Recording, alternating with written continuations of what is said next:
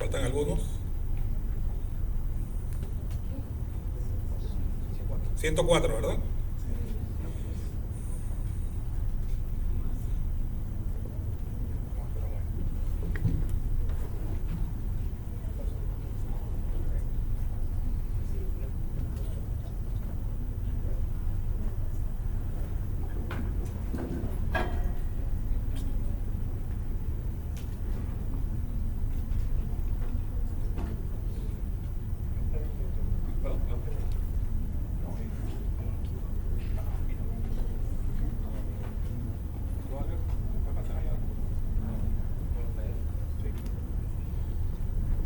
¿Faltan algunos acá adelante o están todos ya? ¿Perdón? Bueno, buenas tardes nuevamente. Mi nombre es Inti Pérez. Soy cirujano del Hospital Santo Tomás. Le quiero dar las gracias principalmente por la atención. Tengo ya varios años dando la clase de vesícula y patología biliar. ¿Qué clases han dado? Apendicitis creo que ya dieron, ¿no? Sí. Con el doctor Lindsay. Y el doctor Lindsay le dijo que la apendicitis es la patología más frecuente que hay, ¿verdad? Pues no es cierto. Cuando ustedes vayan a rotar a los hospitales, se darán cuenta que en la sala de cirugía la patología más frecuente es esta. ¿Alguno de ustedes ha sido operado de la vesícula?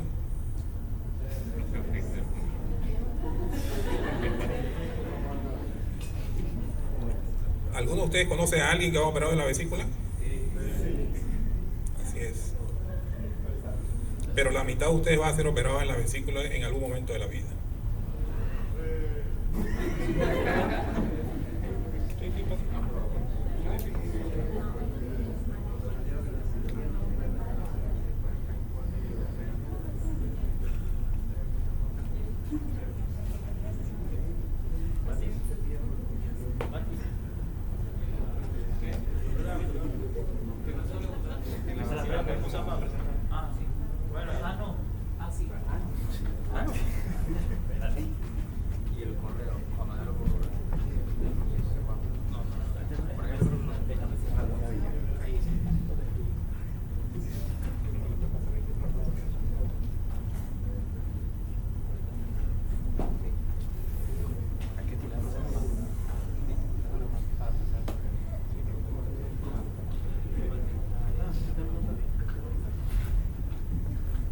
¿Alguno de ustedes va a rotar en el Hospital Santo Tomás?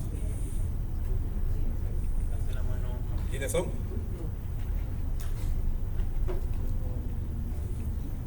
¿Cuántos son? Creo que siempre son como 8. Bueno, son más por lo que no sé. 6. 6, ok.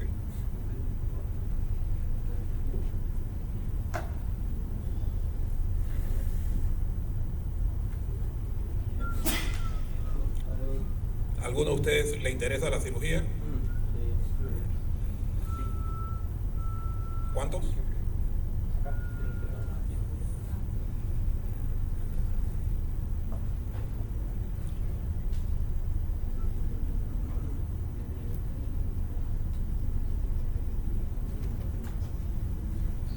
Bueno, mientras arreglamos aquí los inconvenientes técnicos, les voy a comentar un par de cosas. A los que van al Hospital Santo Tomás, pues adelanto la bienvenida. A los demás que no van a tener pues la rotación, les adelanto que pues serán bienvenidos también en lo que pueda ayudarlos. Si les interesa, si les gusta, quieren conocer el hospital, están las puertas abiertas, igual para cuando van a hacer un par de años el internado también, pues obviamente los recibimos con gusto allá. Así que bueno. La patología biliar, para adelantarles, como les dije, ya les ha mencionado el doctor Lindsay, que es la apendicitis. Pues eso lo escuché yo también de estudiante, que la apendicitis era la cirugía más frecuente que teníamos en el ámbito de la cirugía general, pero en las últimas décadas, principalmente en las 2 últimas décadas, esto ha variado, principalmente por los cambios que se dan en la alimentación. Eso ha producido un desbalance en la función hepática, lo cual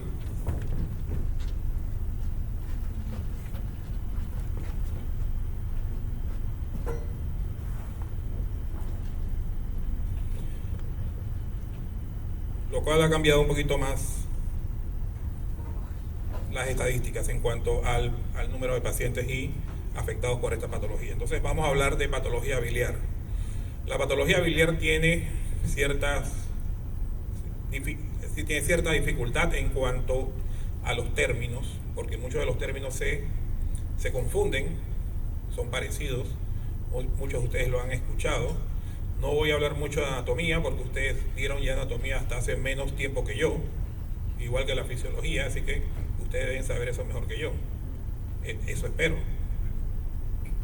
Pero para que esto sea un poquito no tedioso, me gustaría que si tienen alguna duda en el camino pueden levantar la mano y preguntar, no hay ningún problema. Si no me levantan la mano, yo le pregunto al que conozco, que es el único que conozco, es José, que está aquí. Así que para salvarlo a él, espero que levanten la mano. Entonces lo que vamos a tratar hoy es sobre la anatomía, que ustedes ya conocen bien, la fisiología también. Un grupo de enfermedades que son las más frecuentes en este caso son las patologías inflamatorias de la vesícula y vía biliar, las neoplasias, que no vamos a hablar mucho porque más adelante van a tocar ese tema, y otros trastornos que todavía epidemiológicamente son importantes. Al final vamos a tratar unos procedimientos. He cambiado muchas veces los videos que voy a poner, a veces los pongo al inicio, pero después la gente se duerme, así que los pongo al final y la gente se anima. No se van todavía.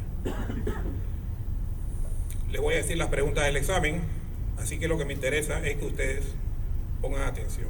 A ver, hay ciertas patologías en la cultura médica que su frecuencia nos obliga a tener conocimiento de eso. Una, digamos, en los niños es el asma, las alergias, medicina interna, la diabetes, la hipertensión, y en cirugía, una es esta. ¿Por qué? Porque obviamente las estadísticas nos lo dicen. Debemos conocer, porque muchos de ustedes, ya vemos que un doctor acá ya lo operaron, ya le digo, muchos de ustedes van a ser operados, o muchos de ustedes seguramente, no importa la especialidad que tomen o el camino médico que tomen, van a ser cuestionados, ya sea por familiares, pacientes, sobre cómo se maneja diagnóstico y cómo se manejan estas patologías. Entonces lo primero que vamos a ver es un repaso rápido sobre la anatomía, los órganos que se involucran en estas patologías, el hígado, ¿no?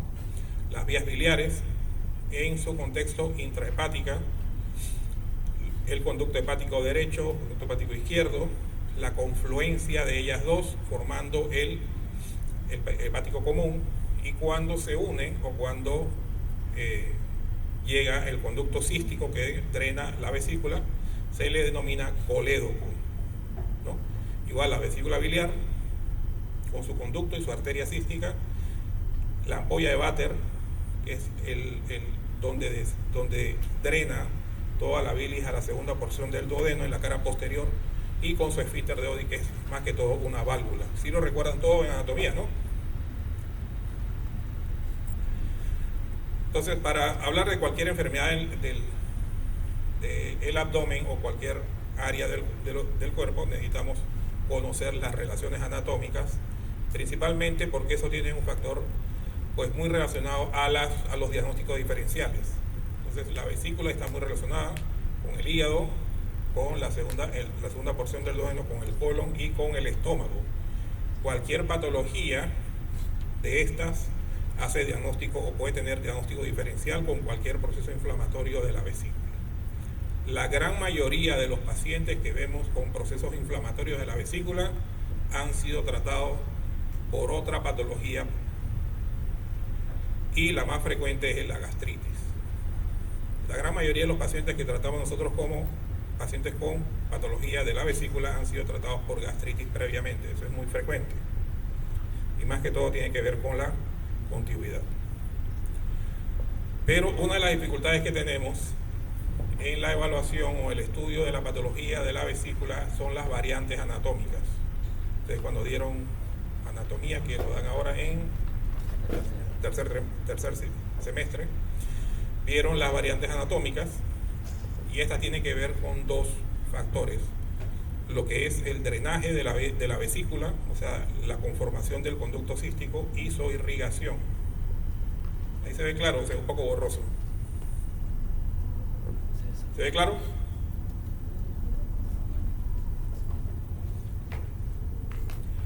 Y en cuanto a la anatomía funcional, tiene que ver más que todo sobre el drenaje y el control del drenaje de la bilis hacia la segunda porción del duodeno. Entonces, la bilis se produce en el hígado, se acumula en la vesícula, principalmente en las horas de ayuno, y cuando los alimentos, principalmente los alimentos grasos, llegan a la segunda porción del duodeno, hay activación por una enzima que es la colecistoquinina, relaja el esfínter de Oddi, el ámpula de Vater, y hay una contracción concéntrica de la vesícula para expulsar la bilis. Todo eso está claro porque todos ustedes ya lo conocían, ¿verdad?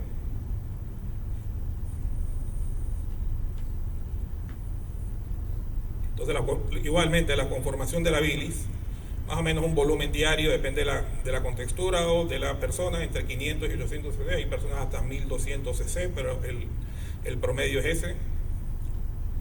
Es isoosmótico con respecto al plasma, y el principal componente en este caso son las sales biliares. ¿Cuál es la función? Más que todo, produce la solubilidad de las grasas.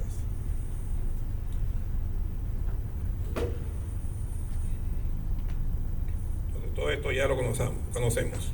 Lo importante en la fisiopatología de la patología biliar, porque todo depende todo proviene de la presencia de los cálculos. Más que todo, en la vesícula hay una sobresaturación del colesterol, ¿no? Ahí, ¿te recuerdan el libro de fisiología del Guyton? Hay un cuadrito que es un triángulo entre el desbalance entre las sales biliares, el colesterol y el agua. ¿Lo recuerdan? Bueno, ahí se basa todo, ¿no? Hay aparición de liposomas, estos se cristalizan, y aparición de principalmente lo que se llama barro biliar. Este se va conjugando, se va compactando, y con el tiempo y los movimientos de la vesícula los va moldeando y formando cálculos. Estas son las piedras que producen todos los problemas que vamos a ver de aquí en adelante. Quiere decir que cualquier persona puede tener esto, ¿verdad, doctor? A ver, cuando yo estudié medicina, que no fue hace tanto, pero sí fue en el siglo pasado, los libros decían que las personas que sufrían de patología biliar tenían más de 40 años, eran mujeres, obesas y multíparas. Era una regla como una mnemotecnia de las 4 F.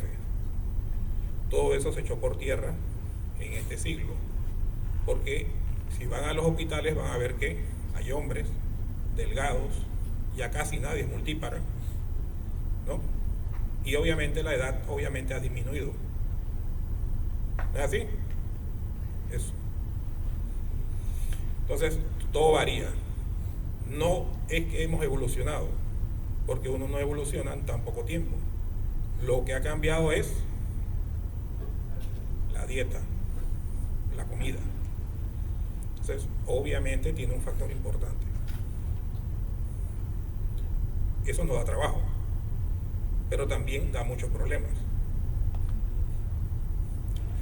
Entonces, cuando yo empecé mi residencia, la gente pedía, las personas que uno operaba de la vesícula decían cuántas piedras tenía. No sé si era para jugar a la lotería, pero la gente tiene la idea que es directamente proporcional el número de piedras con el problema. O sea, mientras más piedras, más grave. Lo cierto es que no es así. Hay casos en que, como esto que parece una cantera, y otros casos que son cálculos únicos, ¿sí? Estos cálculos, que son múltiples, con el tiempo se van a compactar y formar uno solo, pero no tiene una relación. Un solo cálculo puede producir todos los problemas que puede tener una persona o también puede pasar muchos años viviendo con un sinnúmero de cálculos en la vesícula. O sea, no tiene una relación en cuanto a gravedad. Entonces, para conocer todos los pormenores de la patología, tenemos que saber obviamente cuál es la función, porque la pregunta que va después de todo esto es cómo uno puede vivir sin la vesícula. Entonces, más que todo, la vesícula es un reservorio donde se acumula la bilis, ¿no? Hay producción de moco principalmente porque tiene mucosa, y la contracción de la vesícula depende de la presencia de grasas en la segunda porción del duodeno. ¿Está bien? Entonces, durante el ayuno, el paciente produce en el hígado y acumula en la vesícula esperando la comida principalmente rica o con contenido graso. ¿Estamos claros hasta aquí? Sí.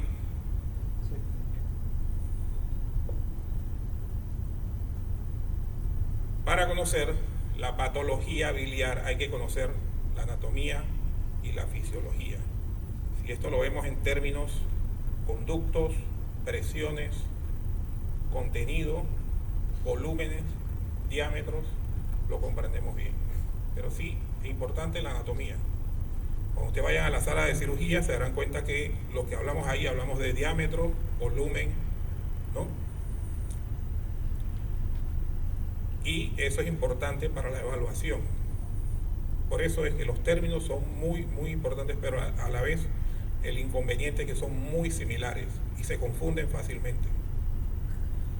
Entonces, la patología inflamatoria depende de la presencia de los cálculos y dónde produce el problema, porque no solamente está circunscrita a la presencia de los cálculos en la vesícula, sino también su migración puede producir problemas donde se obstruya en el trayecto donde estos cálculos migren. ¿Ustedes dieron urología ya? No. Cuando de urología se le van a decir que el cálculo renal, lo que uno procura es que lo expulse. El cálculo biliar, que no tiene ningún tipo de similitud en cuanto a su génesis, lo importante es que no salga de la vesícula, porque sí produce problemas. ¿Está bien? Entonces, estos son los términos que confunden mucho al estudiante, al interno y muchas veces hasta al residente de cirugía, porque son muy similares. Cuesta comprenderlos en cuanto al contexto, pero hay dos cosas importantes. Uno, los términos que solamente denoten la presencia, otros, el término que denote inflamación. Así que eso es lo que vamos a, el día de hoy, más que todo la clase o la charla está centrada en comprender esto, porque si lo comprendemos podemos entender qué signos, síntomas va a tener el paciente dependiendo de la localización de esas piedras, esos cálculos. Pero si ustedes quieren que repetimos un poco más, lo hacemos, ¿está bien? Entonces, vamos a empezar hablando de la colelitiasis. ¿Quién sabe qué es la colelitiasis?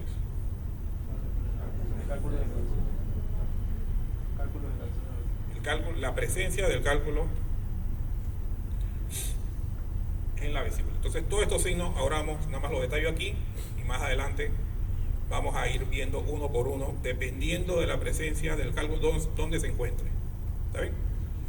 Entonces, todo esto ustedes grábenselo porque es lo que vamos a ver y vamos a desglosar cuándo se presentan. Igual, lo importante en esto es los estudios de imagen. Cuando ustedes dieron medicina interna, que creo que la doctora que acaba de anteceder a esta charla era de medicina interna, ¿no? Hay un orden preestablecido para todas las patologías. Tiene que ver con la historia clínica, los signos, síntomas, los estudios y después hacer un diagnóstico, ¿no?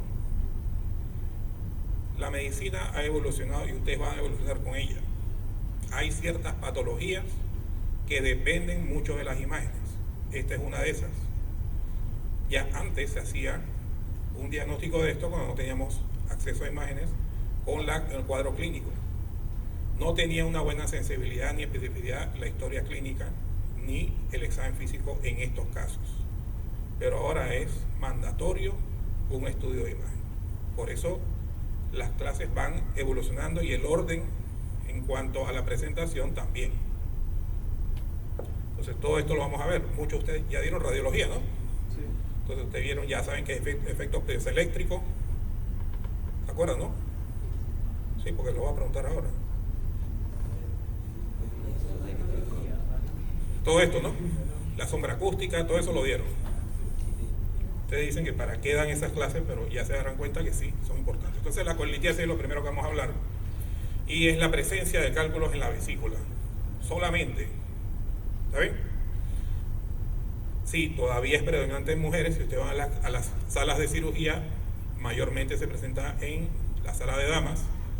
Todavía sí tiene un factor de edad importante, no como decían los libros antes, pero la presencia sola, ese término no implica ningún síntoma, ¿saben? Porque no implica ningún proceso inflamatorio. Es un hallazgo muchas veces incidental. Las damas cuando hacen ultrasonido, principalmente en las embarazadas, muchas veces, o por otra patología, les mandan un ultrasonido o algún estudio de imagen con una tomografía y encuentran que tiene colelitiasis. La mayor sensibilidad en esto es el ultrasonido. Como vamos para atrás, estos son las imágenes que vemos en un ultrasonido. Entonces, cuando usted le va a hacer un ultrasonido de vesícula, la vesícula, para tener una mejor visualización, tiene que estar llena. Quiere decir que hay que hacerla en ayuno. Casi siempre cuando usted mande un ultrasonido, el radiólogo le va a solicitar que el ultrasonido se haga con el paciente en ayuno. ¿Está bien? ¿Cuál es el cuadro clínico de un paciente con colelitiasis? Ninguno.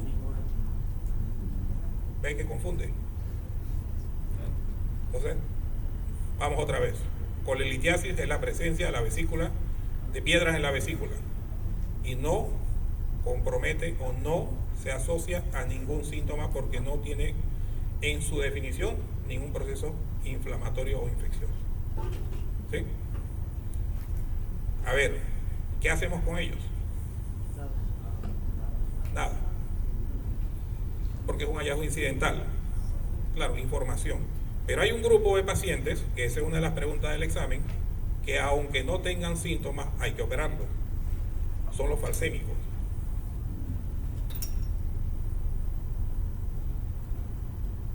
Esa es una de las preguntas que siempre se hace, y mucho más en nuestro medio porque hay un gran número de falsémicos. Estos niños casi siempre son los que en el hospital de niños o en los hospitales pediátricos se operan de vesícula.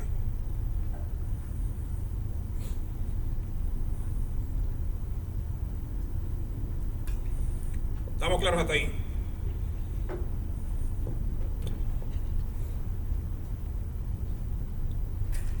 Entonces, cuando ese cálculo llega al cuello, al extremo acá, donde está el cístico o en la entrada del cístico,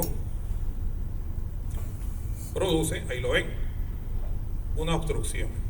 Entonces, el paciente tiene piedras o la persona tiene piedras en la vesícula. Ingiere o come o consume alimentos con grasa.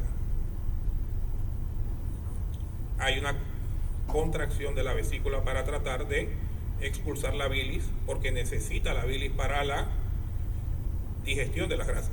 ¿Estamos bien? Pero imagínense un globo que tiene solamente una salida. Cuando se desinfla, su contenido va a ser expulsado hacia la salida.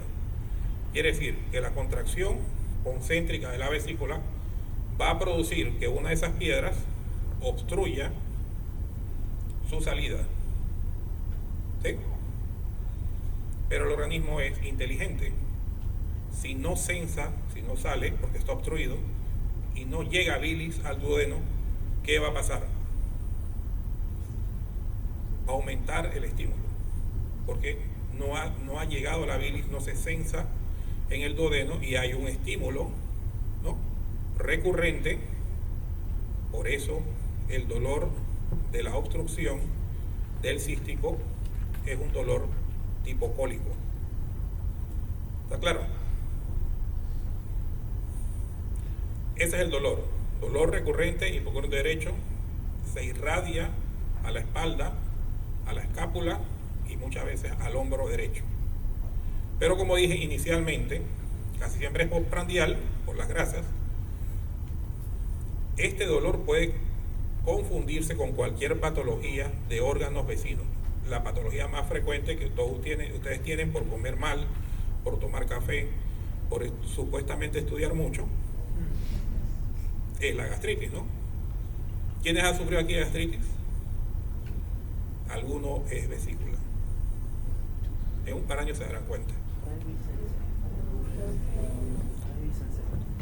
¿Claro hasta aquí? Entonces, ¿cómo cede? Esto se llama cólico biliar. Ese es el dolor recurrente asociado a la ingesta de grasa cuando una persona tiene colelitiasis. También se le denomina colelitiasis sintomática. ¿Por qué no tiene un proceso inflamatorio en sí? Porque cuando cede el paso de las grasas, el cálculo vuelve a flotar. ¿Sí? Es un efecto de válvula pasajero. ¿Todo claro?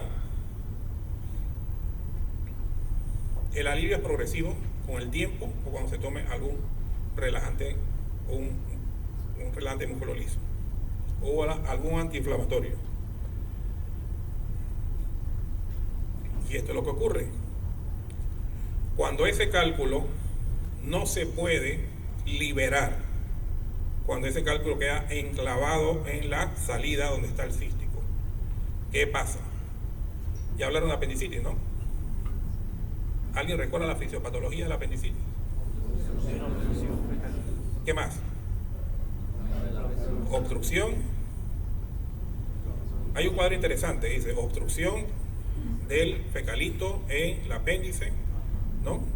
Como el apéndice tiene moco, produce moco, hay aumento de la presión dentro del apéndice, ahí se vence la presión linfática, sigue progresando, se vence la presión venosa, ahí se forma el flegmón y después, por el tiempo, casi siempre después de 24 horas, se vence la presión arterial y hay áreas de necrosis. ¿Sí lo recuerdan todos, no? Sí. Es lo mismo, es exactamente igual, con la salvedad de que esto no se perfora fácilmente porque es un órgano hecho para distenderse. Si ustedes conocen la fisiopatología del apéndice, es muy similar a esto, cuando el cálculo se enclava. ¿Sí? Entonces, cuando el cálculo se enclava, hay aumento de la presión dentro de la vesícula, hay engrosamiento de las paredes de la vesícula, puede haber, igual que la apendicitis, colección o líquido alrededor de la vesícula. ¿Está claro? Y a la postre puede haber hasta perforación, claro está.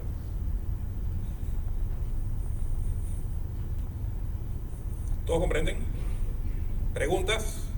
Porque esta es la base de todo. ¿Qué hay que hacer qué hacemos con este paciente?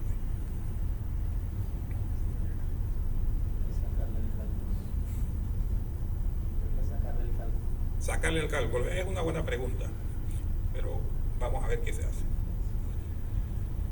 Entonces, el paciente que tiene colecistitis aguda, ¿qué hacemos con esa? ¿Qué síntomas tiene el paciente? Ya dijimos que el que tiene un cólico, inicialmente, que es pasajero, tiene dolor. El que tiene una colecistitis aguda quiere decir que el cálculo se enclava, el dolor no cede. Como es un cuadro inflamatorio, igual que la apendicitis tiene leucocitosis, neutrofilia, tiene dolor, que son signos de irritación peritoneal, tiene fiebre, náuseas, vómitos, todo eso, todo lo relacionado a un proceso inflamatorio intraabdominal. ¿Está bien? ¿Dónde va a estar localizado el dolor?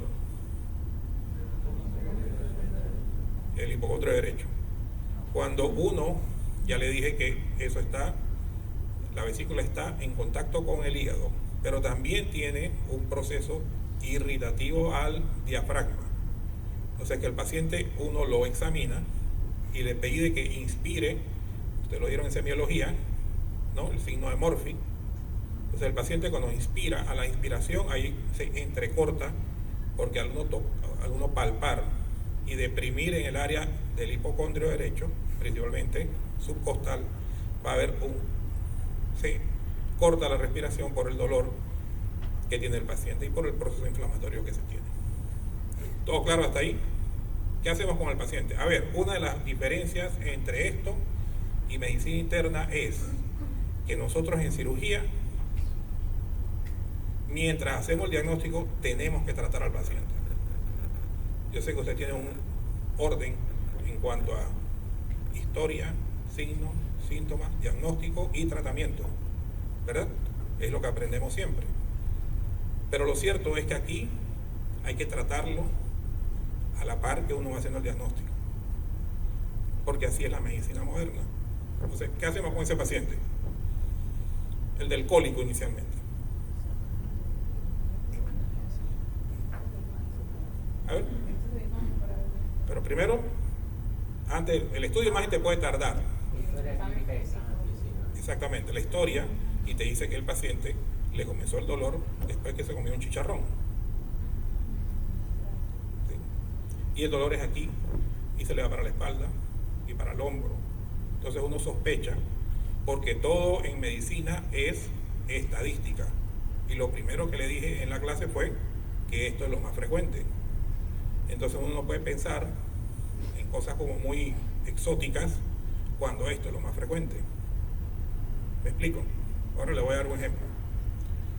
Pero nosotros debemos pensar siempre un dolor en fosa ilíaca derecha en una apendicitis, un dolor pélvico en patología ginecobstétrica, un dolor en la fosa ilíaca, en el hipocondrio derecho en patología biliar, con excepción del doctor que ya no tiene vesícula.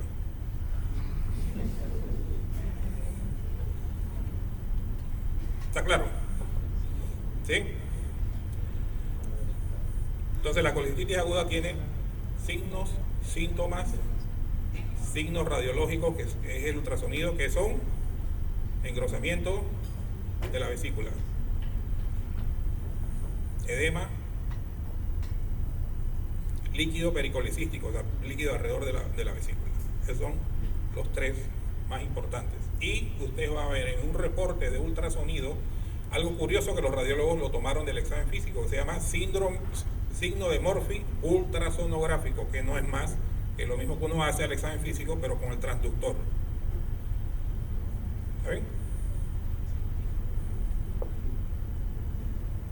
Entonces, eso es la colicistitis. La colicistitis no es más que el cálculo que se enclava en la salida de la vesícula hacia el cístico y que no retorna a su posición usual, que es flotar en la bilis de la vesícula.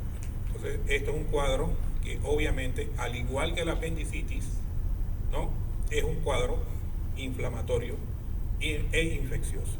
¿Qué hacemos con el paciente? A ver, de lo sencillo a lo más exótico, ¿no? Hospitalizarlo. Sí, ustedes dicen operar, sí, pero primero hay que... A ver, para que comprendamos algo y nos pongamos en contexto del hospital. El paciente va porque tiene dolor. ¿Y qué quiere que le quiten? El dolor. No quiere que le digan, es una colicistitis, porque con eso no le quita el dolor. Entonces lo primero que hay que hacer es quitarle el dolor. A ver, aún en este semestre, ustedes van a escuchar esa frase de no darle analgésicos porque enmascara el cuadro. ¿Sí?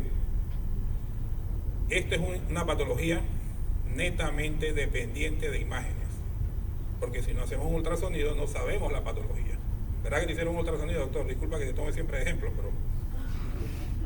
Y hasta ahí dijeron, es la vesícula con cálculo. Es así.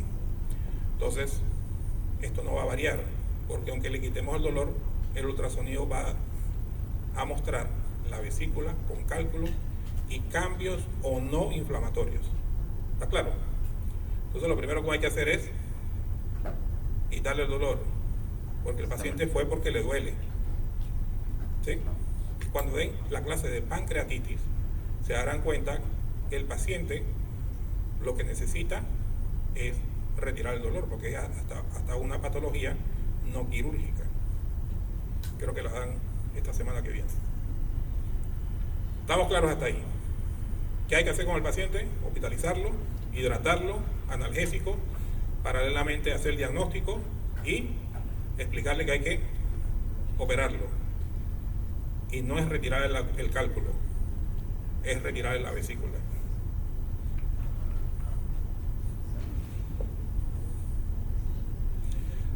Para el retiro de la vesícula hay dos opciones, una del siglo pasado y una de este siglo, aunque la del siglo pasado todavía es factible. ¿Está bien? Entonces el manejo, hidratación, analgésicos, antiespasmódicos, antibióticos, porque es un proceso inflamatorio, infeccioso, igual que la apendicitis, y el manejo definitivo, que es la colecistectomía. Y pongo la laparoscópica porque es el gold standard, el manejo de elección mundial. Y la abierta es una opción cuando no se tiene una cirugía laparoscópica o robótica en nuestros tiempos. ¿Está bien? Ahora vamos a ver los ejemplos. No voy a mencionar muchas técnicas porque esta clase no es de técnica. Pero este es el procedimiento laparoscópico, es mínimamente invasivo, se hacen orificios pequeños, la recuperación es mucho más rápida, el periodo de convalecencia es mucho menor. ¿Estamos claros?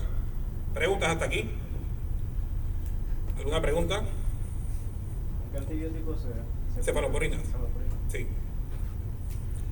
A ver, ¿qué pasa cuando ese cálculo pasa el conducto cístico y llega a la vía biliar? Ahora sí ustedes me tienen que responder porque ustedes ya deben conocer todo eso de anatomía y fisiología. Y si fueran plomeros, fuera más fácil, porque un plomero sabe cómo la tubería se obstruye, sabe dónde está la obstrucción. Pues es muy similar, no digamos que somos plomeros, pero... Depende de dónde se impacte el cálculo. Ajá, pero ¿dónde se impacta? Si se impacta en el colédoco puede causar colangitis. Ajá. Si se impacta en la ampolla váter puede causar colangitis y pancreatitis. Y O. Y o pancreatitis. Así es. Pero vamos por partes. ¿Cómo se llama, cómo se le denomina a la presencia del cálculo en la vía biliar? Coledocolitiasis, ¿no? ¿Y ustedes cómo piensan que se presenta el paciente con coledocolitiasis? Miren el término que no denota ningún proceso inflamatorio. Ictericia, ¿qué más? A ver. Acolia y coluria. Entonces, si uno tiene acolia, coluria y tiene ictericia, no siempre acolia y coluria, pero ictericia es lo más marcado, obviamente lo que uno debe sospechar es coledocolitiasis. Pero lo que quiero decirles es que ustedes deben pensar siempre en la estadística, porque ustedes ya han pasado por el cuarto de urgencia, los cuartos de urgencia, ¿no? O han ido a los cuartos de urgencia. En un par de meses o un año van a tener mucho acceso, mucha presencia en el cuarto de urgencia, y todavía cuando lleguen los pacientes histéricos, ¿qué le hacen? ¿O qué sospechan? ¿Qué dio? Exactamente. ¿Por qué? Pero si todo el mundo está vacunado. Porque estamos acostumbrados. Porque siempre sospechamos lo que nos enseñan. Pero la medicina evoluciona. Estadísticamente, la coledocolitiasis es más frecuente que una hepatitis. Pero créanme que lo primero que le piden son las enzimas hepáticas. Entonces ustedes deben ir de la mano de la medicina. Dígame, doctora. Si un paciente llega con esos cuadros, ictericia, acolia, dolor, ¿cómo diferencia una coledocolitiasis de, por ejemplo, el síndrome de Merici? ¿Solamente se puede hacer? Ahora vamos a hablar del síndrome de Merici. En sí, el síndrome de Merici es una de las patologías biliares poco frecuentes, porque solamente le da a 1% más o menos de la población, pero en sí es una colecistitis primero. Ahora vamos a ver, porque sí así se presenta. Entonces, la presencia del cálculo en la vía biliar se le denomina coledocolitiasis. El paciente se presenta principalmente con ictericia. ¿Sí? No son ictericias de bilirrubinas, principalmente conjugada, debe ser conjugada, en forma muy marcada, muy elevada. No, 2, 3, 4 es lo que se da, ¿no? ¿Qué hacemos con el paciente? ¿O cómo se presenta aparte de todo eso? ¿Tendrá fiebre? ¿Perdón? Piensen bien. No tiene fiebre. Es un paciente.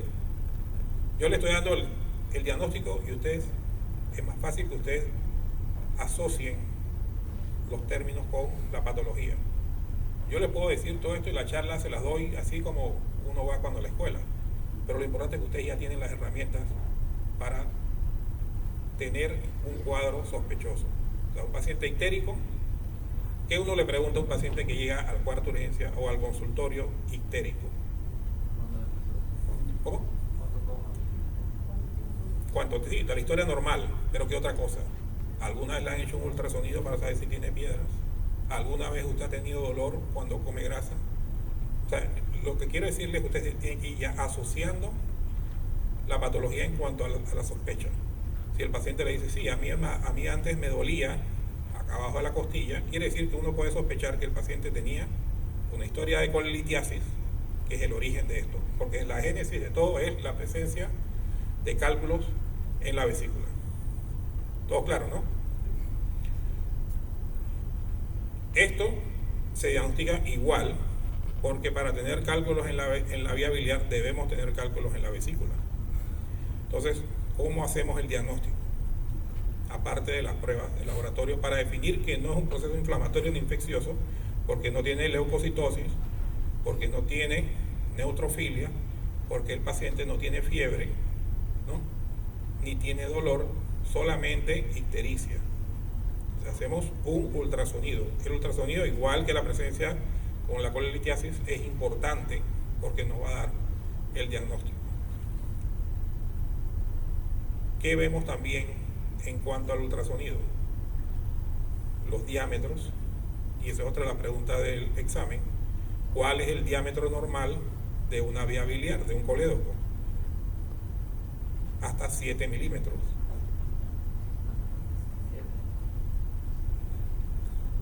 ¿Está bien? Quiere decir que cuando hay ocupada un cálculo en la vía biliar va a haber una dilatación de la vía biliar. Si hay un colédoco de 10 milímetros, uno debe sospechar que hay o pasó un cálculo, como dijo el doctor, que puede estar en la papila. ¿Sí? Entonces, los signos ultrasonográficos en cuanto a la colelitiasis: presencia, colelitiasis primero, dilatación de la vía biliar. Y puede determinar también el ultrasonido la presencia del cálculo o la sombra acústica. Es más difícil, pero se puede dar. ¿Y qué debemos hacer?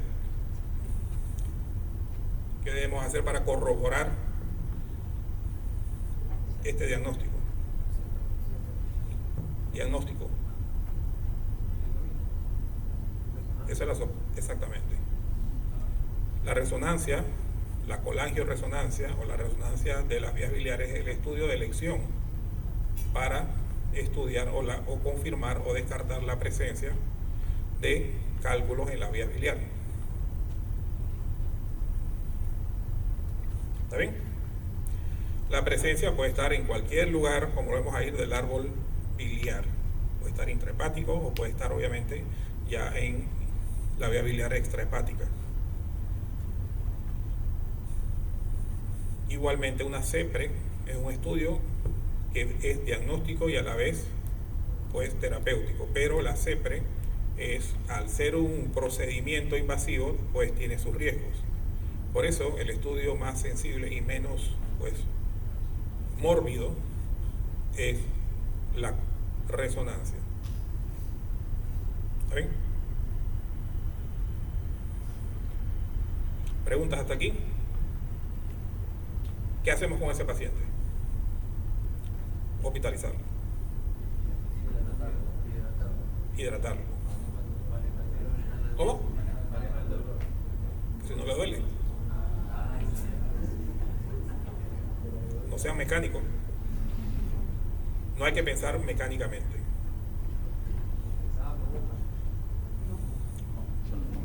Esa es una buena pregunta. A ver, si el paciente no tiene signos ni síntomas de inflamación, no tiene ningún proceso infeccioso instaurado, el paciente puede ser manejado con un procedimiento para extraer los cálculos, que es la CEPRE, eso es lo que vamos a ver ahora. Pero el paciente, mientras espera eso, puede comer. ¿Sí? Pero entonces, ¿se le pone dieta baja en casa o algo así? Sí, claro. Sí, todos estos pacientes, aún manejándolos ambulatoriamente, tienen que ser, pues se le da recomendación sobre su dieta baja en grasa, o sin grasa, mejor dicho. Doctora, es un síndrome de Mirici. Entonces, hay un cuadro que es muy similar a la coledocolitiasis, a la presencia de cálculos en la vía biliar, pero no es más que el acúmulo de cálculos, de piedras, cálculos en la vesícula, se llama el infundíbulo o la bolsa de Hartmann, que produce una presión hacia la vía biliar. Es una presión extrínseca en sí, porque no está dentro de la vía biliar, pero que poco a poco puede ir horadando la pared de la vesícula hacia la vía biliar hasta producir una comunicación. La comunicación entre dos epitelios se le llama fístula, ¿no? Entonces, a esta fístula de la vesícula con la vía biliar se le denomina colecisto coledociana. Eso nunca se lo van a preguntar, pero eso es cultura nada más. Colecisto coledociana. Hay varios grados, no es tan importante que ustedes se lo aprendan, esto es más que todo algo ya de cirugía, pero lo importante es que esto puede ir progresando por el acúmulo de piedras en la vesícula. Es raro, el 1% más o menos de los pacientes con colelitiasis le pasa esto, es poco frecuente, pero se da y muchas veces hay que estudiar, y eso lo diferencia la resonancia, porque muchas veces pensamos que es en sí una coledocolitiasis y más bien es la presencia de cálculos de la vesícula que empujan, que comprimen extrínsecamente la vía biliar. Es más o menos como lo ven en esta gráfica. Y ven en la resonancia abajo, o en la colangiografía, que hay una obstrucción muchas veces de los conductos. Doctor, entonces, ¿esa ha sido de día? ¿Perdón? ¿Esa ha sido de día? Claro que duele, sí. Dolería porque es un proceso inflamatorio, pero es un proceso inflamatorio crónico. ¿Estamos claros hasta ahí? En sí no es una coledocolitiasis, puede llegar a serlo, pero es un proceso crónico. Cuando la vía biliar está ocupada por cálculos o un cálculo y hay contaminación de la bilis, ¿no? Es una contaminación ascendente, casi siempre son bacterias entéricas, se produce un proceso inflamatorio infeccioso de la vía biliar, a lo cual denominamos colangitis. Hasta ahora hemos visto colelitiasis, cólico biliar o colelitiasis sintomática, colecistitis, coledocolitiasis y por último ahora colangitis, que es el proceso inflamatorio infeccioso pues de la bilis. ¿Cómo va a estar el paciente?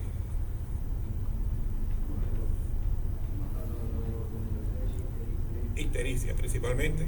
¿Qué más? Dolor, fiebre, escalofrío. ¿Qué más? Leucocitosis, signos. Esos son los signos, síntomas. Y los laboratorios. José. Leucocitosis. Va a tener bilirrubinas aumentadas de predominio directo, ¿no? Puede haber aumento de las transaminasas también, porque al haber una obstrucción de la bilis, hay también aumento de las enzimas, hay aumento de la DHL, pues obviamente no va a haber falla hepática, pero sí va a haber alteraciones. Va a haber alteraciones de los tiempos de coagulación. ¿Cuál? ¿Cuál? ¿TP? ¿TPT? ¿Seguro? ¿Por qué necesitan vitamina K? ¿Ya dieron hematología? Todo se conjuga. Lo importante es que ustedes tengan presente todas estas cosas. Es mucha fisiología. La verdad, la medicina es fisiología. A veces ustedes lo vieron hace un par de años así como un poquito tedioso, pero se basa en eso. Entonces todavía los libros lo mencionan. A ver, hay muchas cosas, como aquí algo que puse ahí, la tirada de Charcot, ¿lo han escuchado anteriormente? ¿Sí? Cuando ustedes estudiaron semiología, el énfasis es en el examen físico, en el conocimiento de los signos, síntomas, y poder con un examen físico determinar pues sospecha de patologías. Eso nunca ha dejado de ser así, y espero que nunca deje de ser así, porque es la base de la medicina, no importa en cuándo se dé. Pero lo que sí es cierto es que no siempre se cumple, no siempre el paciente tiene los signos para tener o enmarcar al paciente en una patología. Y sí, obviamente los estudios de gabinete complementarios como las imágenes en sí son mucho más sensibles y específicos que un examen físico todavía. Quiere decir que esta patología, aunque esté descrito históricamente, que puede tener fiebre, dolor hipocondrio derecho e ictericia, no siempre se presentan las tres. Entonces hay que tener una alta sospecha por el dolor, la localización e ictericia en este caso, que es lo más frecuente que se da, para sospechar que este paciente tiene una colangitis. ¿Qué hacemos con la colangitis, doctor? Antibióticos. Lo hidratamos, lo hospitalizamos, ¿sí? Mira, eso es básico, porque uno en la consulta externa del hospital hasta recibe pacientes como estos. No debería ser. Debería estar hospitalizado. ¿Qué más? Hidratamos, antibióticos, analgésicos, porque el paciente va porque le duele, ¿no? ¿Qué más? Antibióticos. ¿Y qué hay que hacerle? Una CEPRE, exactamente. Y después de la CEPRE, colecistectomía. ¿Estamos claros, no?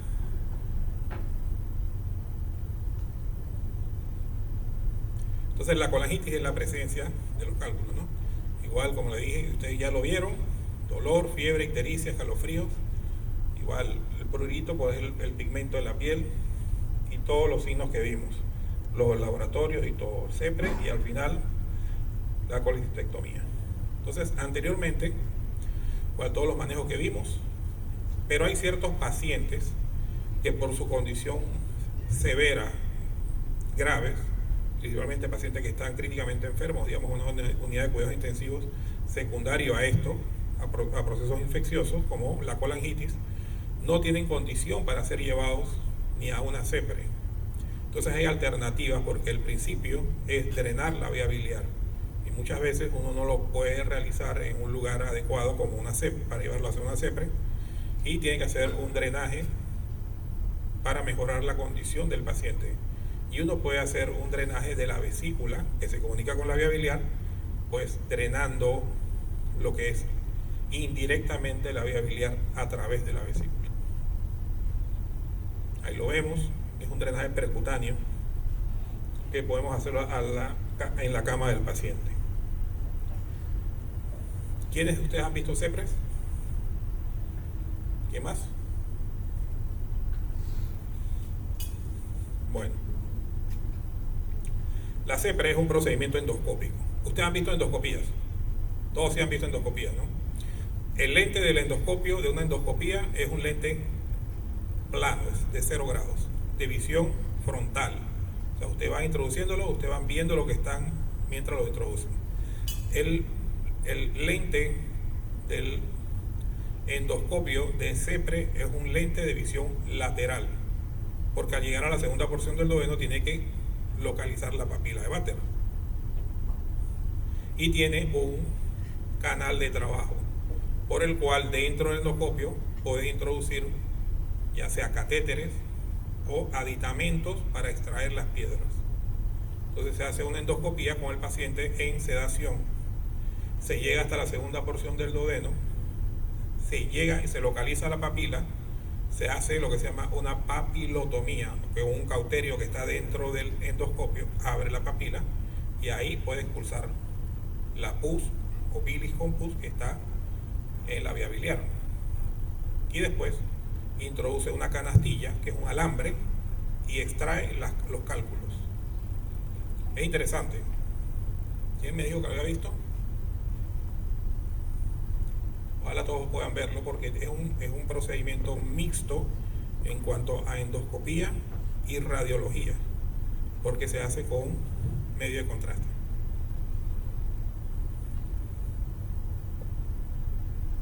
Entonces se llega a la segunda porción del duodeno, se introduce por el canal de trabajo una canastilla que la ven ahí arriba, al extremo derecho, superior, y ahí ese es el cálculo. Lo que ven blanco es medio de contraste y lo que no opacifica el medio de contraste es el cálculo, la piedra. Obviamente se llama un defecto de llenado, se le llama así. Y esa piedra se puede extraer con la canastilla, que es el alambre que ven ahí, que es radiopaco, se extrae hacia la segunda porción del duodeno y el paciente pues ya está en la vía, en el canal digestivo, en el intestino. ¿Todo claro? Luego de esto que se extrae la vía... Dime, doctor. No, doctor, solo por curiosidad, pues eso se extrae a través de la ampolla de Vater. Sí. Se abre la ampolla primero, con un cauterio que está dentro, se abre, porque es una válvula. Se disfuncionaliza la válvula y por ahí uno puede introducir. Primero introduce en medio de contraste para determinar si hay cálculos. Esa es la parte diagnóstica de la CEPRE. ¿Sí? Y luego la parte terapéutica de la extracción. Por eso ustedes escuchan la CEPRE, tiene dos facetas, diagnóstica y terapéutica. Pero como hace un rato me dijeron que la coledocolitiasis se puede diagnosticar por CEPRE, es cierto, sí. Pero para eso hay que abrir la papila y a veces sangra o a veces se perfora el duodeno. Entonces es mórbida. Por eso es mejor utilizar para hacer un diagnóstico de coledocolitiasis un procedimiento como la resonancia que no produce daño. ¿Todo claro, no? Entonces, luego de esto, extraemos el cálculo, dejamos la vía aérea, la vía biliar permeable y se puede hacer la colecistectomía, porque es el origen de todo el problema, los cálculos de la vesícula.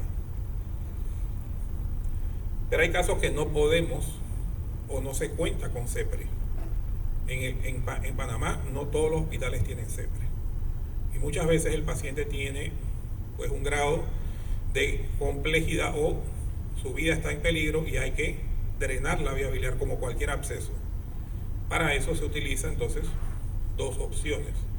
Una opción percutánea, ¿no?, que se introduce una aguja a través del hígado hasta la vía biliar para drenar la bilis y descomprimir la vesícula, la vía biliar y la bilis infectada para mejorar la condición del paciente, o un procedimiento ya definitivo que se hacía antes como primera opción, porque era la única opción, que es un método quirúrgico, que es llegar, retirar la vesícula, abrir al paciente, llegar a la vía biliar, drenar, retirar los cálculos y colocarle eso que ven ahí, que es un tubo en T. Ese tubo va en la vía biliar y drena la bilis del paciente. Prácticamente ya no se usa, se utiliza en los casos en que la CEPRE no es efectiva para poder, pues obviamente, extraer los cálculos. Hay cálculos que son pues relativamente grandes y no se pueden retirar por CEPRE. La semana pasada hicimos un cálculo medía 2 centímetros, muy difícil retirarlo por la CEPRE. A veces se puede fragmentar, pero no siempre es exitoso.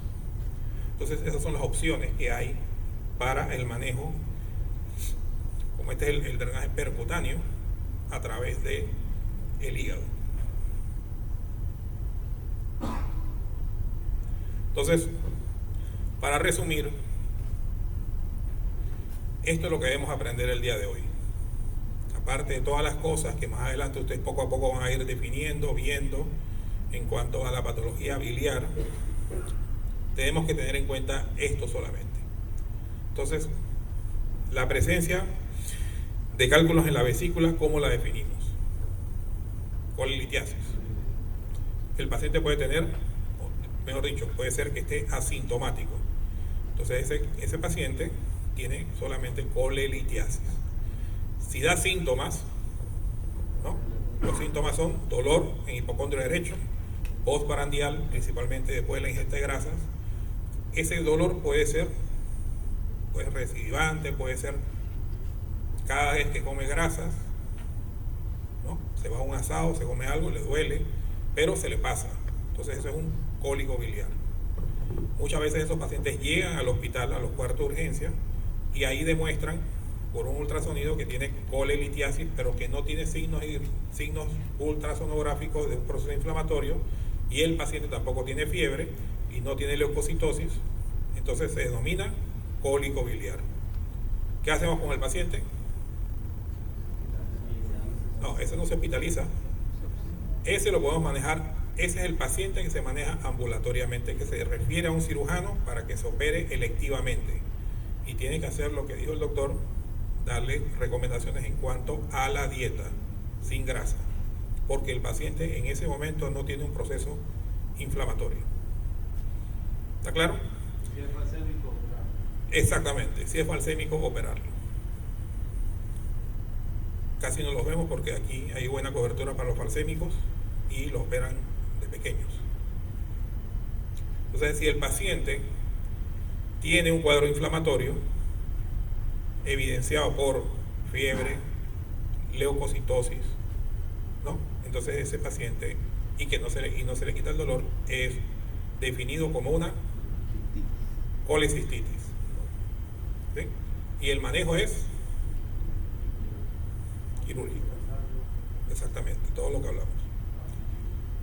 Si el paciente tiene cálculos en la vía biliar, se pueden dar dos opciones: que el paciente solamente tenga ictericia, que no tenga ningún signo ni síntoma para pensar que es un proceso inflamatorio, lo cual se le denomina coledocolitiasis, o puede tener esto más cualquier signo de inflamación o infección y que se evidencia en los laboratorios como leucocitosis, neutrofilia y alteraciones de las pruebas hepáticas, lo cual se le denomina colangitis.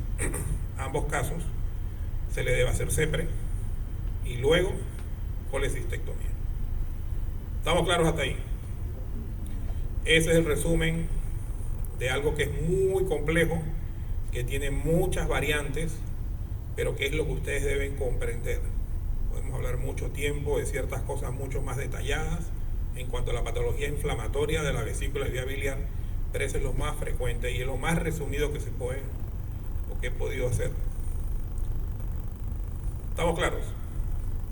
Yo les invito, ustedes se dan cuenta solos, cuando vayan a las salas en un par de semanas de cirugía y van a rotar los hospitales, que esto es muy frecuente en todas las diferentes etapas de la patología biliar. ¿Está bien? Entonces este es un resumen que hacemos para ver qué hacemos con todos estos pacientes, porque al final no es solamente hacer el diagnóstico, aunque ustedes, lo importante es hacer un diagnóstico para el paciente, no es que le digas qué término es en lo que encasilla en él, sino que le quiten el dolor y la molestia. Entonces ahí resume todo lo que hemos hablado. Hay algunas patologías que son frecuentes y que muchas veces traen un poquito de confusión en qué hacemos con esas patologías de la vesícula, porque no son neoplasias en sí, ¿no? Sino más que todo es los acúmulos de colesterol que se impactan en las paredes de la vesícula, que no se movilizan con no hacer ultrasonido y que muchas veces pueden confundirse con neoplasias de la pared. A eso se le llaman pólipos. Si es una hiperplasia adenomatosa, pueden ser inflamatorios, pueden ser colesterol y pueden llegar a ser neoplasia, adenocarcinoma de vesícula. Es poco frecuente. Entonces, en pocas palabras, son patologías que podemos sospechar, pero muchas veces solamente lo determinamos en forma incidental. Eso es un pólipo, ¿no? Cuando el paciente tiene una indicación quirúrgica. Cuando ese pólipo se encuentra en el cuello, cerca del cístico, hace un efecto de válvula también, como si fuera un cálculo. Entonces se va a presentar muy similar a un cálculo. La diferencia va a ser en el ultrasonido, que esa imagen no va a ser móvil como un cálculo, así que va a determinarse como un pólipo. ¿Qué pacientes con pólipos debemos operar? Y esa es la otra pregunta que le hacemos en el examen, o que le hace el doctor Victoria siempre.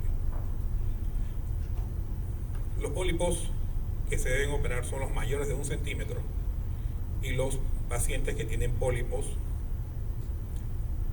que dan síntomas, en este caso dolor, y para dar dolor tiene que estar cerca del cuello de la vesícula. ¿Está claro? 1 centímetro o que den dolor.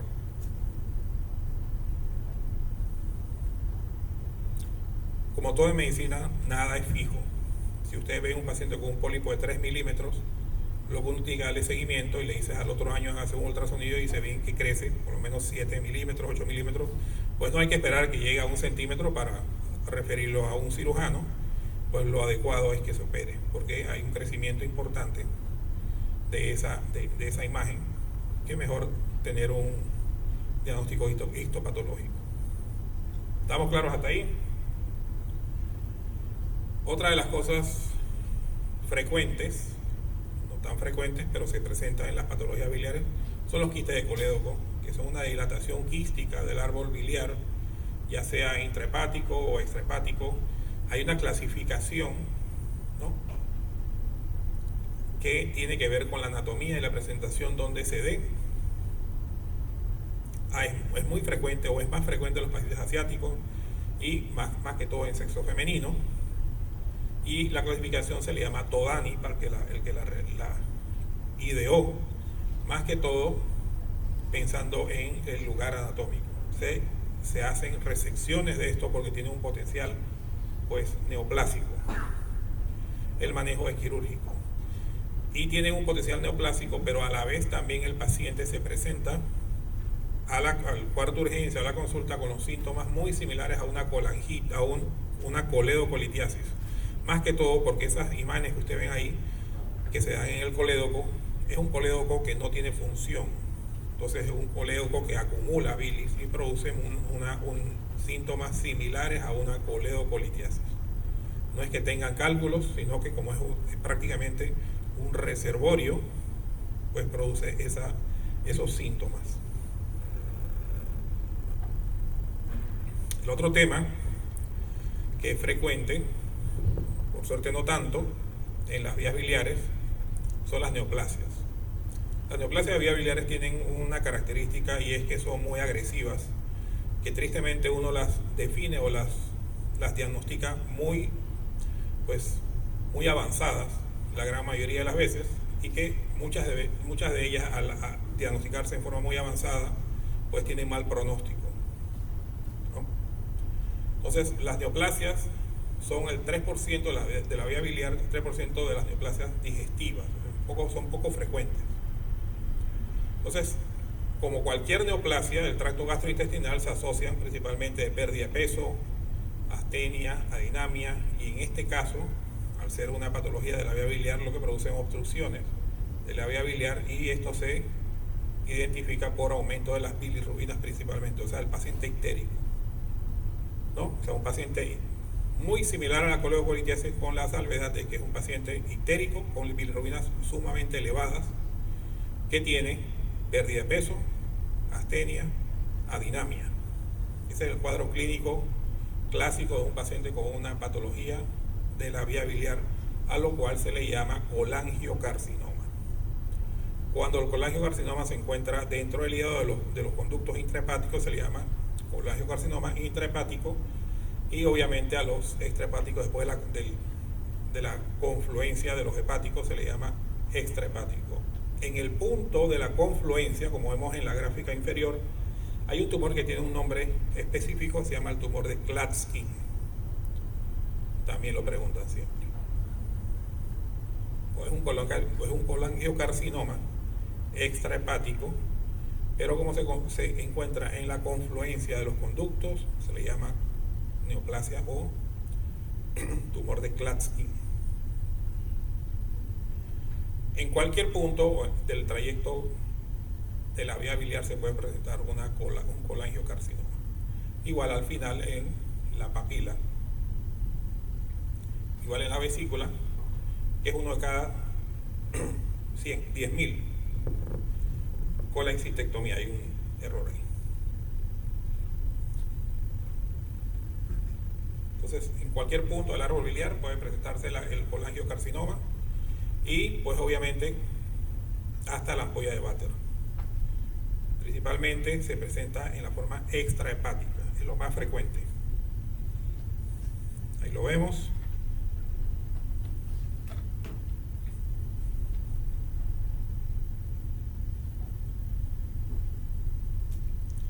El cuadro clínico de todos de estas patologías es muy similar a lo que vimos de una coledocolitiasis, pues sumado a esto que todos los síntomas y signos de una neoplasia, ¿no?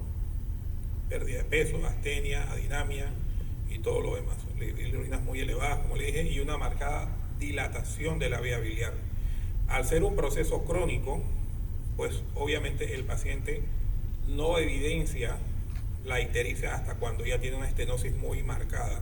Igual la dilatación es progresiva, no es como una obstrucción abrupta como un cálculo. La obstrucción de un colangiocarcinoma es crónica, progresiva. Y obviamente cuando uno hace el diagnóstico, muchas veces la neoplasia es irresecable ya. También uno se ayuda de marcadores tumorales, principalmente el CA19-9 es el más sensible para estas patologías. Ahí lo vemos. El diagnóstico, aparte de la sospecha clínica, el cuadro clínico, los marcadores, el ultrasonido, es la resonancia. Ahí lo vemos. Hay un colangiocarcinoma extrahepático con área más o menos en el colédoco medio, y hay una falla que es una estenosis importante.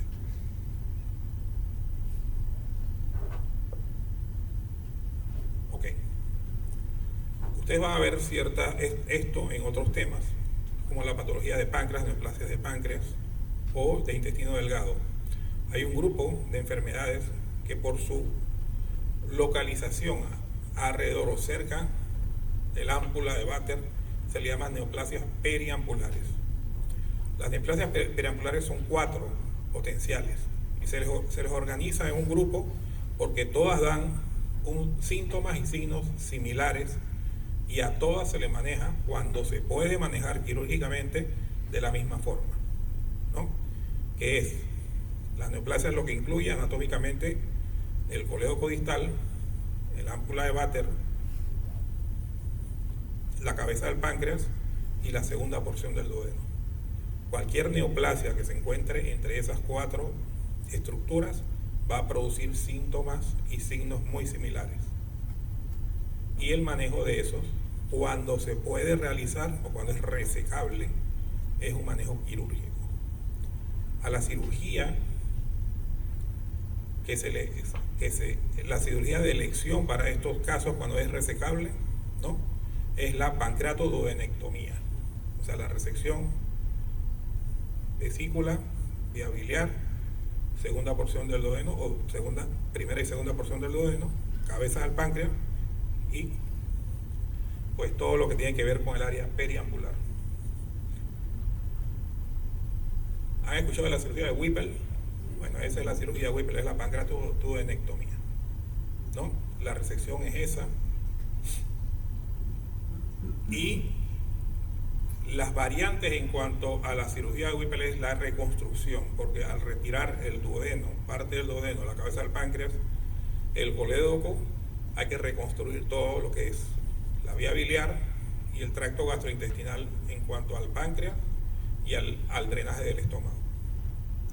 Eso no es tan importante para ustedes ahora mismo, pero obviamente sí es la cirugía más compleja o larga en cuanto a tiempo que hacemos en cirugía prácticamente. Son cirugías de 6 horas más o menos, son muy mórbidas, pero también porque el paciente obviamente tiene una enfermedad pues importante, grave. La sobrevida a 5 años es muy corta, es muy poca, menos del 20%.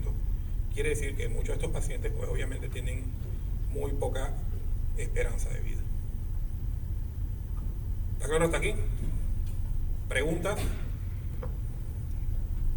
¿Lo podría resumir como cuáles son los puntos de anastomosis en esa cirugía? Los puntos de anastomosis, porque son varios, pero te voy a resumir. A ver, hay una resección de la vesícula, el hepático común. Al nivel del hepático común hay una resección. Todo lo que circunscribe esas líneas punteadas. Cabeza del páncreas, primera, segunda porción del duodeno, ¿no? Todo eso se reseca. Luego, ya vemos que no hay páncreas, hay que preservar la continuidad del páncreas, se hace una anastomosis al estómago o al yeyuno. Igual, el yeyuno, como lo ven aquí, se anastomosa a la vía biliar, igualmente al estómago. Hay variantes, ¿no? Hay variantes en cuanto a la anastomosis del páncreas, porque la anastomosis del páncreas puede ser al yeyuno como está ahí, que se hace un telescopaje, una invaginación, ¿ya lo ven?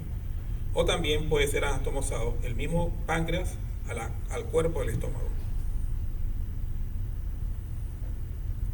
Es complejo, no es tan importante para ustedes. Cada día se ve menos, porque cada día lo hacemos, el diagnóstico tristemente es muy tardío. ¿Está bien? Y el pronóstico pues también es malo. Preguntas hasta aquí, ¿ya? ¿Quién fue el que me ayudó hace un ratito con esto? Que tuvo unos videos para ponérselos. ¿Alguna pregunta? ¿Alguna duda?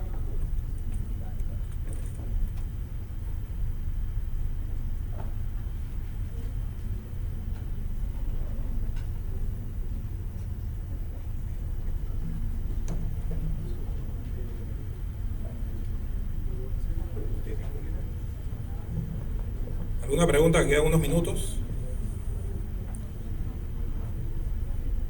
¿Todo claro? A ver, lo más importante aquí inicialmente son los términos. Conocer los términos, dominarlos, dominar la anatomía. Si conocemos la anatomía, la fisiología, es más fácil todo. Igual, cuando lleguen a los hospitales, ténganlo en mente, vayan a los procedimientos, principalmente la CEPRE, van a conocer o van a tener la posibilidad de visualizar esto mucho más claro porque es algo activo. Y si pueden ir a las colecistectomías, que en sí es el procedimiento quirúrgico más frecuente en los hospitales, todos ustedes que van a rotar van a tener, ojalá tengan la oportunidad de hacerlo. ¿Me dijeron quiénes son los que van al San Tomás?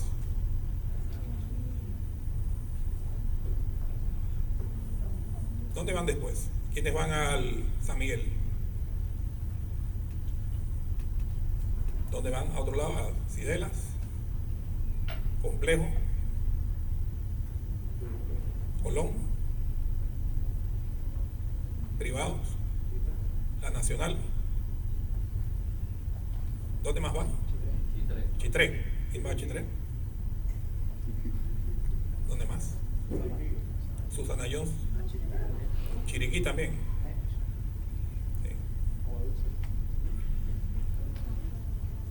Sí, hemos conversado para ver si pues poco a poco vamos aumentando los estudiantes en el Hospital Santo Tomás para recibirlos allá. La verdad que últimamente han sido pocos los últimos años, pero la idea es que ustedes tengan más acceso al hospital, porque tradicionalmente fue hasta el primer hospital escuela aquí en el país y obviamente los quiere recibir nuevamente. ¿Qué más? ¿Alguna pregunta? ¿Quién me dijo que quería cirugía o le gustaba, le llamaba la atención la cirugía? Bueno, siempre obviamente todas las especialidades son importantes, todas. Ojalá todas ustedes puedan llegar al punto donde quieren llegar. Hay muchas dificultades, pero pues vale la pena en todo sentido. Todo lo que ustedes puedan hacer, traten de hacerlo, traten de aprovechar todo lo que puedan. Cada día la carrera se hace no más difícil, sino más ¿cómo le puedo plantear eso? No, digamos, no lo pongamos tan tétrico, pero sí, pues, más exigente en cuanto a todo. En realidad que todos pueden, se puede, hay trabajo para todos, va a haber trabajo para todos ustedes, todavía. Las residencias son pesadas, a algunos les gustará la dermatología más que la cirugía, hay para todos, a algunos no les gustarán los turnos. Yo les diría, a ver, cada día la medicina es más específica y hay carreras o hay ramas de la medicina que ustedes no van a tener acceso y tienen que ver para ver, experimentar en todas para ver si les gusta. Una de esas es anestesia. Ustedes no rotan un semestre de anestesia, pero al final nadie comprende por qué a la gente le gusta tanto la anestesiología. Debe ser por el dinero. Pero igual radiología, aunque ustedes dan radiología, no rotan por ahí. Fisioterapia, hay muchas cosas que ustedes no rotan, pero son interesantes. Así que ustedes traten en todo lo que puedan ahora en esa fase de estudiante, mientras están en la facultad, en las rotaciones y en el internado, traten de ver todo. Traten de ver todo para saber, porque hay opciones que no las tomamos en cuenta porque las desconocemos o porque no tuvimos acceso a ellas. Hay gustos para todo, pero muchas veces los gustos dependen de lo que uno ve. Lo que uno no ha visto, no lo toma en cuenta. ¿Está bien?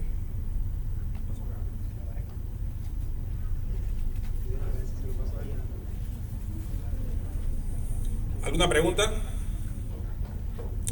A ver, mientras pasamos esto acá. El mensaje que quiero darles en cuanto a esta patología y muchas de las patologías quirúrgicas es que ustedes vean al paciente no como para hacer un diagnóstico. Vean al paciente siempre para ayudarlo en su molestia. Entonces, aunque hemos aprendido paso a paso cómo se maneja una patología, también debemos comprender que el paciente, mientras hacemos diagnóstico, con todas las dificultades que tenemos en los centros hospitalarios para hacer un diagnóstico, que la mayor dificultad es el tiempo, mientras no tenemos el diagnóstico, debemos darle el beneficio al paciente. Siempre, casi siempre es el dolor, molestia, algo que lo lleva ya. Y si es un paciente de urgencia, pues tratarlo como un paciente, quitarle el dolor, retirarle la molestia, tratar de hacerlo siempre. Que el paciente se sienta cómodo y que ha tenido respuesta ante lo que él fue a exigir o a pedir.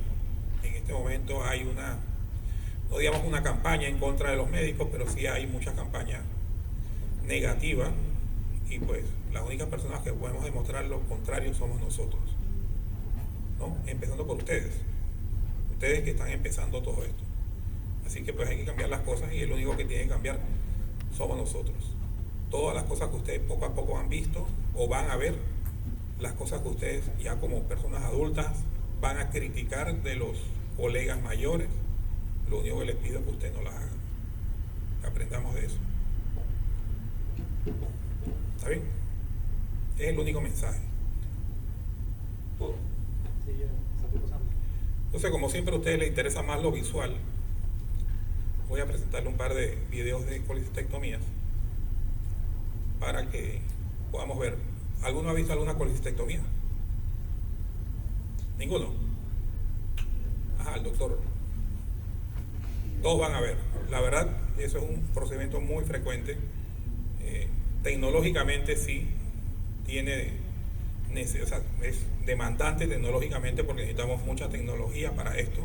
Por eso no todos los hospitales tienen acceso a estos procedimientos y cada día es mucho más todavía.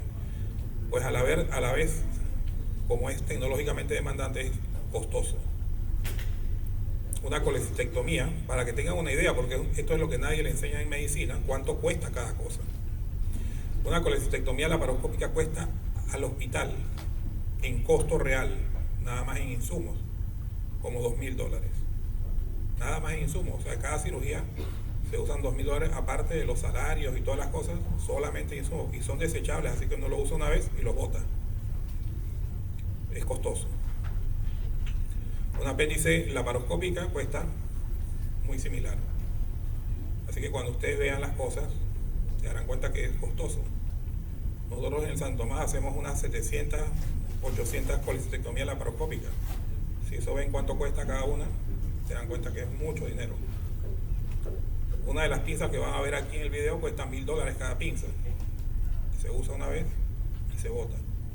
Entonces todo es muy costoso.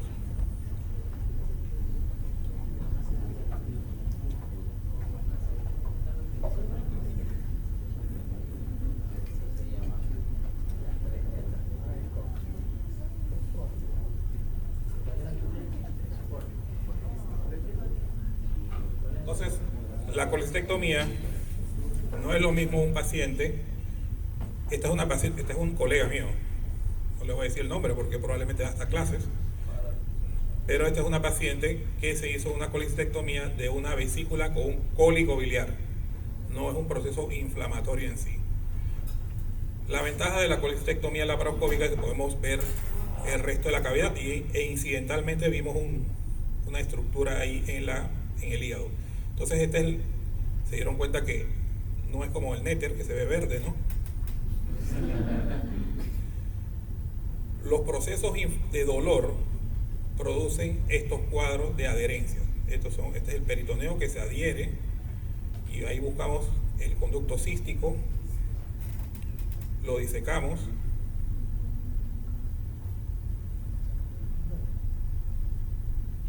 Voy a ir preguntando si desean algún tipo de dudas ahí en cuanto al procedimiento y vamos aclarándolo. En ese momento, ¿a qué huele? Eso, no, a nada porque está dentro de la cavidad abdominal. Acuérdense que eso está dentro. Para tener ese espacio, utilizamos CO2. O sea, colocamos los puertos. Ahora van a ver, colocamos unos puertos o unos aditamentos aquí en el ombligo inicialmente y después en el hipocondrio y se introduce CO2 dentro de la cavidad abdominal para tener un espacio. Todo ese espacio de trabajo está dado por el CO2. El CO2, la presión del CO2 se monitoriza. Si ustedes dieron obstetricia ya, ¿no? ¿Ustedes recuerdan qué le dicen a la embarazada del último trimestre? Que se acueste de cúbito lateral izquierdo, ¿no? ¿Por qué? Para no comprimir la cava y comprimir el retorno venoso, ¿no? Entonces, la presión del CO2 dentro de la cavidad hay que monitorizarla porque al sobrepasar la presión de la cava produce efectos hemodinámicos, produce hipotensión y bradicardia, exactamente igual lo que produce un embarazo de tercer trimestre. Entonces hay que tener unos límites y monitorizando la presión principalmente de la vía aérea, que es la que se transmite de la presión intraabdominal. No es solamente operar por operar. Entonces ahí vamos disecando el conducto cístico que está rodeado por el peritoneo.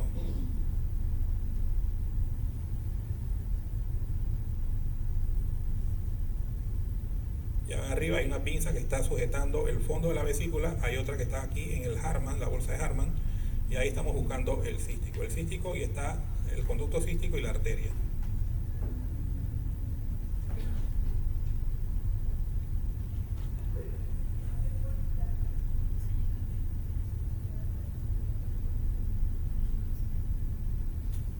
¿Más preguntas? Si se perfora la vesícula y sale la bilis, no pasa nada. No hay una peritonitis por la bilis. Se puede aspirar, se puede obviamente extraer, pero sin ningún problema. Entonces ahí ven,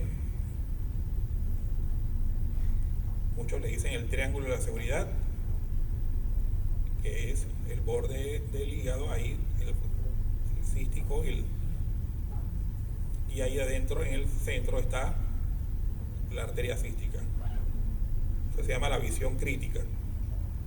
Entonces allí ya podemos colocar un clip para diferenciar el cístico y la arteria, que es la que estamos disecando en ese momento.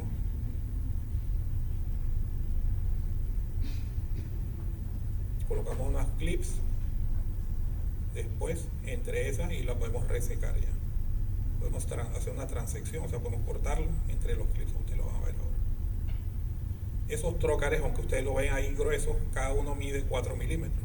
Esas pinzas, perdón, esas pinzas que están ahí, 4 milímetros, sí. Y el cístico mide 2-3 milímetros, o sea que ahí está muy magnificado.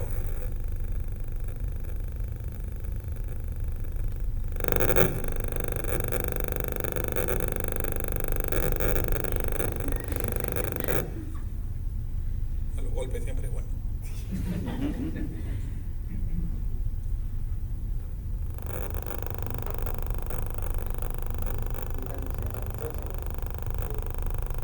Entonces ese es un clip.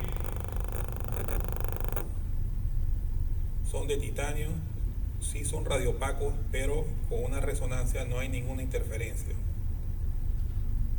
Y más adelante eso queda para toda la vida.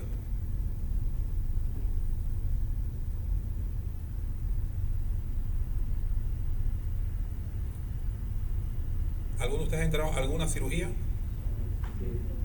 Bueno, la ventaja de la cirugía laparoscópica es que ustedes pueden verla sentados. No tienen que estar viendo la espalda del cirujano. Así que es mucho más cómoda para estar de estudiante, porque uno se sienta y ve el monitor.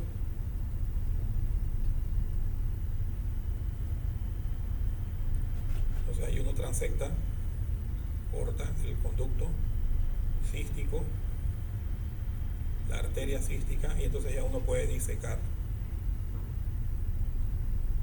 la vesícula. La diseca uno con el gancho. Vamos a poner la otra para ir adelantando. ¿Ve? Entonces, este es un proceso, el anterior era un proceso que no estaba inflamado.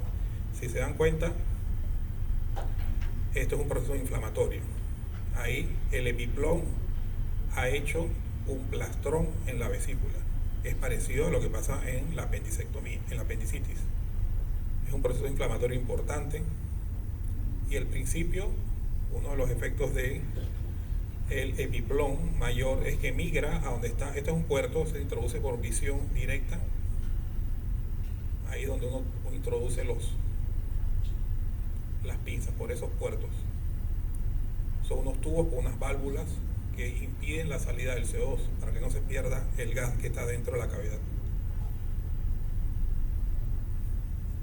Entonces se coloca uno en el epigastro, uno en el ombligo, uno en el epigastro, que son de 12 milímetros, y los otros dos, que son esos que están colocando, son de 5 milímetros en el hipocondrio derecho.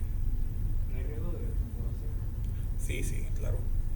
El riesgo es que obviamente uno pueda perforar cualquier estructura, pero con cuidado, y obviamente ya uno va manipulando con seguridad.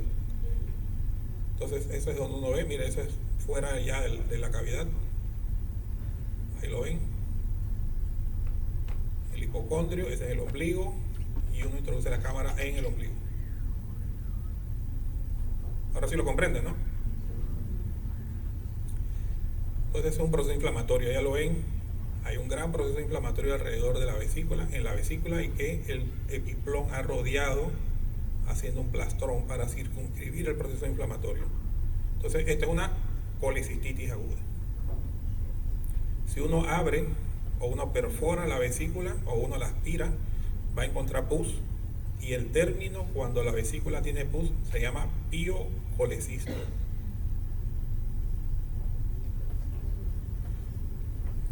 Ven que no se puede ni agarrar como la primera, que sí era un poquito más maleable. Esa es la vesícula. Esa eso que estamos liberando.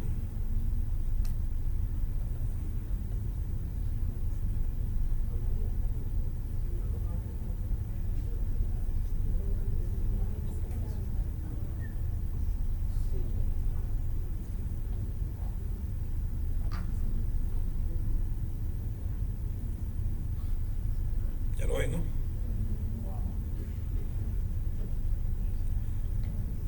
Y procedemos a hacer lo mismo, obviamente con mayor dificultad, porque el proceso inflamatorio impide o dificulta pues la localización de las estructuras y obviamente sangra más.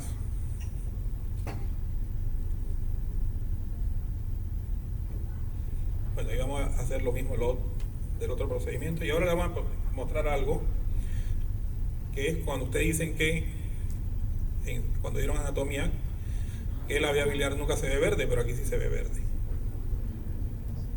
Entonces eso se llama fluorescencia. Es un aditamento que tenemos, aquí en Panamá en el hospital lo tenemos hace 6 años. Teñimos, hay un pigmento que se introduce intravenoso, se metaboliza en el hígado, por eso que se ve todo verde el hígado. Y lo bueno es que podemos ver con seguridad la vía biliar en esos procesos inflamatorios. Así que si ustedes no pensaban que podían ver la vesícula verde, se extrae una bolsa y se extrae completamente. Se lava y se retiran los puertos. Listo. Luces.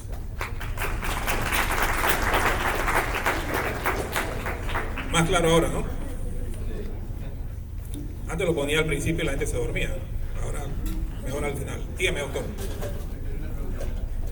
Si hubiera que dejar a un estudiante participar de una cirugía, fuera un apéndice o una vesícula, A ver, si yo llevara a un estudiante a ver una cirugía, llevaría una vesícula, y una vesícula no aguda, o sea, un cólico biliar, porque al final la posibilidad de que uno anatómicamente vaya aprendiendo es mucho más fácil cuando el proceso no es un proceso inflamatorio. Una apendicitis siempre está inflamada. Uno no puede saber si está perforada, la localización del apéndice puede variar. Entonces, para que un estudiante comprenda, debe ir poco a poco. Si te diste cuenta, la segunda vesícula anatómicamente no se definía cuando entraba. Entonces, la idea es que ustedes vayan viendo pues, lo que ustedes están acostumbrados. A nadie le enseña anatomía cuando está distorsionada, sino cuando se ve claramente. Dime, doctor. ¿cuál es la primera que uno aprende a como recién? Apendicectomía. Bueno, a llegar temprano. El reciente de cirugía llega a las 4 o 5 de la mañana.